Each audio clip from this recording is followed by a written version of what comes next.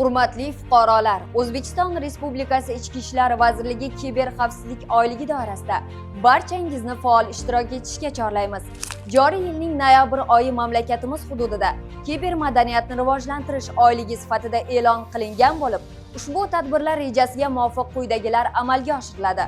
Fuqarolarning kiber xavfsizlik savodxonligi darajasini oshirish, internet tarmog'idagi mavjud tahdidlardan himoyalanish ko'nikmalarini shakllantirish, mazkur yo'nalishlardagi turli tadbirlar, shuningdek, qiziqarli tanlovlar va yutuqli musobaqalar tashkil etilishi ko'zda tutilgan.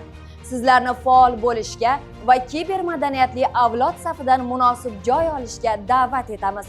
Aziz fuqarolar, internet tarmog'idan foydalanish jarayonida doimiy ehtiyotkorlik choralarini ko'ring hamda shaxsiy ma'lumotlaringizni noma'lum yoki begona shaxslarga taqdim etmang.